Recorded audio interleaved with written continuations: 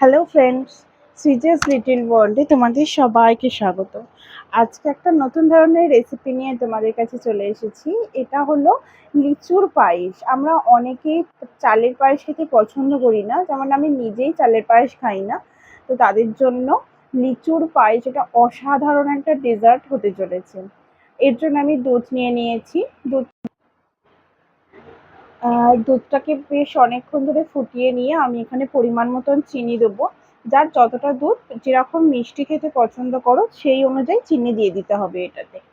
আর এটা অনেক long process, মানে দুধটাকে অনেকক্ষণ ধরেই জাল দিতে হবে। দুধটাকে জাল দিয়ে দিয়ে একদম ঘন করে ফেলতে হবে, লাইক ক্ষীরের মতন করে ফেলতে হবে। তোমরা দেখতেই পাচ্ছ আমি প্রায় 40 মিনিট ধরে দুধটাকে ফুটিয়েছি, কিন্তু অবশ্যই একদম লো ফ্লেমে রেখে ফোটাতে হবে। অনেকটা দুধটা যখন ক্ষীর আকারে চলে এসেছে তখন আমি এখানে দিচ্ছি দুধ, গুঁড়ো দুধ। আমুলের যে গুঁড়ো দুধ পাওয়া যায়, আমি এখানে 2 প্যাকেট গুঁড়ো দুধ দিয়েছি। গুঁড়ো দুধ দিলে কি হবে, জিনিসটা অনেক থিকনেসটা অনেক খুব সুন্দর আসবে, আর একটা আলাদা রকমের একটা টেস্ট আসবে। আমরা সবাই গুঁড়ো দুধ খেতে খুব ভালোবাসি, সেই কারণে গুঁড়ো দুধের একটা দারুণ টেস্ট আছে। ততক্ষণ ওই দুধটা যতক্ষণে হচ্ছে ততক্ষণে আমি এখানে কিছু ড্রাই ফ্রুটস নিয়ে নিয়েছি। এগুলো আমি আগের থেকে ভিজিয়ে রেখেছিলাম। কিছু কাজু আর আমন্ড নিয়ে নিয়েছি। আমি এগুলোকে এবার ছোট ছোট করে কেটে নিচ্ছি। বেশিক্ষণ জলে ভেজানোর কোনো প্রয়োজন নেই, একটু জাস্ট ধুয়ে নিলেই হবে। খুব বেশি নরম হয়ে গেলে আবার ভালো লাগবে না। এগুলোকে আমি একদম ছোট ছোট করে মুড়িয়ে নিয়ে এখানে দুধটা জাল দেওয়া পুরোপুরি হয়ে গেছে। তোমরা দেখতেই পাচ্ছ পুরো ক্ষীর হয়ে গিয়েছে, খুব সুন্দর দেখতে লাগছে আর টেস্টও এত সুন্দর হয়েছে। এরপরে আমি একটা মিক্সচার বানিয়ে নেবো। ওই যে ড্রাই ফ্রুটসগুলোকে গুঁড়িয়ে নিয়েছি সেগুলোর মধ্যে আমি কিছুটা গুঁড়ো দুধ দেবো। তার ওপরে ওই ক্ষীরটা আমি অল্প করে দেবো। এই মিক্সচারটা যেন কোনোভাবেই পাতলা না হয়ে যায়। পাতলা হয়ে গেলে কিন্তু একদমই ভালো লাগবে না। এটা একটু শক্ত করেই বানাতে হবে, টাইট টাইট করে মিক্সটা বানাতে হবে। আমি এখানে কিন্তু খুব অল্পই ক্ষীর নিয়েছি। নিয়ে এটাকে আমি খুব ভালো করে ওয়েল মিক্সড করে নিচ্ছি। এরপর লিচুর পায়েস, যখন লিচু তো লাগবেই, লিচুগুলোর খোসা ছাড়িয়ে নিয়ে ঠিক এই প্রসেসে আমি যেরকম দেখিয়েছি সেরকমভাবে দানাগুলোকে বের করে নিতে হবে। লিচুটা যেন কোনোভাবেই ঘেঁটে না যায় বা খুলে না যায়।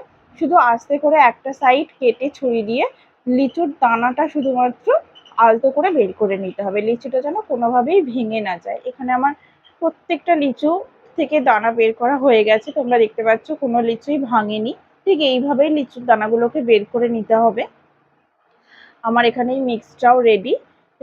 এটা দেখছো কিরকম শক্ত হয়েছে, এরকম শক্তই হতে হবে। যত শক্ত হবে ততই ভালো। কোনোভাবেই পাতলা হয়ে গেলে কিন্তু হবে না, যেহেতু আমি লিচুর মধ্যে পুর দেবো এটা দিয়ে। এইটা আরও কিছুক্ষণ আমি 1 ঘন্টার মতন গ্যাস থেকে নামিয়ে 0.5 ঘন্টা রেখে দিয়েছিলাম বলে এত সুন্দর থিকনেসটা এসেছে। মানে দারুণ দেখতে লাগছে। আমার তো এটাই দেখে, শুধু দেখে এত ভালো লাগছে। এটা দিয়ে আবার অন্য সন্দেশও বানানো যায়, সেটা রেসিপি আমি অবশ্যই পরে দেবো কখনো। আর ঠিক এইভাবে লিচুর মধ্যে পুর দিয়ে দিতে হবে ওই ড্রাই ফ্রুটের পেস্টটা দিয়ে। ঠিক এইভাবে দিয়ে দিতে হবে আমি যেরকমভাবে দেখাচ্ছি। সেরকম হলে এই লিচুটা যখন কামড় দেওয়া হবে তখন এত সুন্দর একটা ফ্লেভার আসবে যে বলার নয়। অসাধারণ খেতে হয় এই ডেজার্টটা। আমার তো নিজের ব্যক্তিগতভাবে ভীষণ পছন্দ হয়েছে। আমার প্রত্যেকটা লিচুতে পুর দেওয়া হয়ে গিয়েছে। এরপরে আমি ওপর থেকে এই ক্ষীরটা দিয়ে দেবো। এই ক্ষীরটা তোমাদের যতটা ইচ্ছা তোমরা দিতে পারো। অল্প করেও দিলে ভালো লাগবে, বেশি করে দিলেও ভালো লাগবে। কোনো অসুবিধা নেই, কোনো বাধ্যবাধকতা নেই। তোমাদের যেরকম, এটা অপশনাল পুরোপুরি। তোমাদের যতটা মিষ্টি খেতে ভালো লাগে বা দুধের প্রোডাক্ট ঠিক যতটা ভালো লাগে, যতটা দিলে তার ততটাই দিতে পারো, কোনো ব্যাপার না। আমি যেহেতু এটা পছন্দ করি আর আমি অনেকের জন্য বানিয়েছিলাম সেদিন, তো সেজন্য আমি একটু বেশি করেই বানিয়েছিলাম। তো তোমরা দেখতেই পাচ্ছ কি সুন্দর দেখতে হয়েছে। মানে চালের পায়েসকে হার মানিয়ে দেবে। আমি নিজেও চালের পায়েস অতটা পছন্দ করি না, বাট এইটা আমার ভীষণ রকমের ভালো লেগেছে।